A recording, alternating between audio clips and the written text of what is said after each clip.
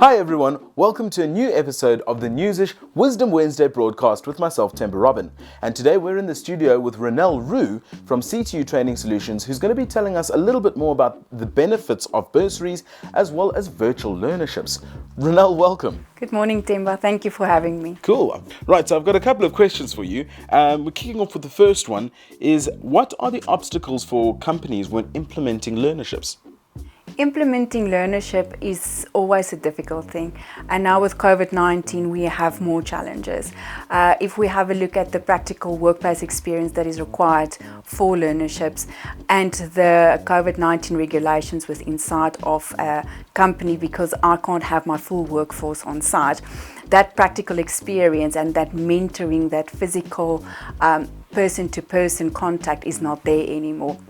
Solutions for that is to have a look at virtual simulated workplace environments for the learner to actually get that workplace experience, and that is challenging that a company cannot do on their own. They would need a good training provider to assist them to do that virtual workplace.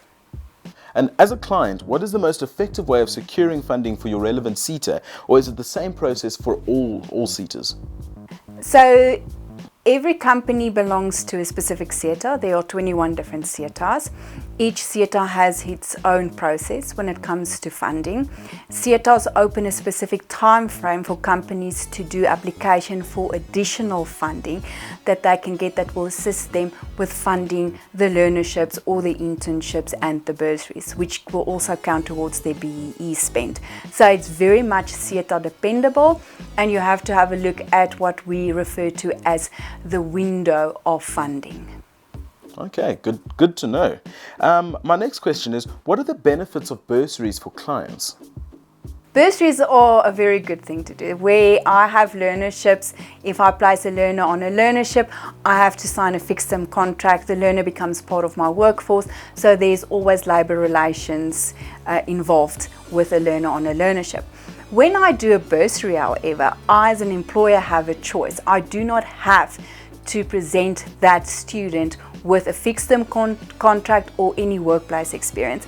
So the learner can go and study and just be a student and don't have that obligations into the workplace, which is a little bit of a relief on the employer on a human resource side on the human resources side.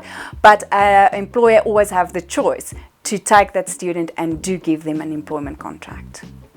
So, due to the COVID-19 pandemic, has there been any relief or extensions granted to achieve your BBEE and skills development scorecard and spend imperative?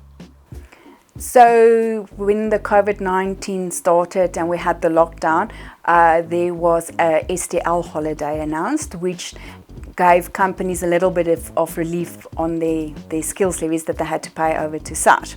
However, even though there was a holiday for skills levies, there was no holiday given for BEE. So you still need to do your skills spent on your BEE scorecard to get your points. And we have to remember that skills development is one of your primary elements and compulsory elements on your BEE scorecard that you need to comply to.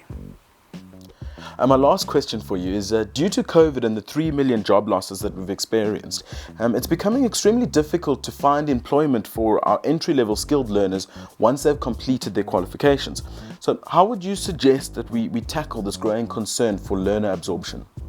When we look at learner absorption and to create employment for learners, it is always better to look at a career pathing solution than just a 1 year or 2 year skills training and have a learner with just entry-level skills.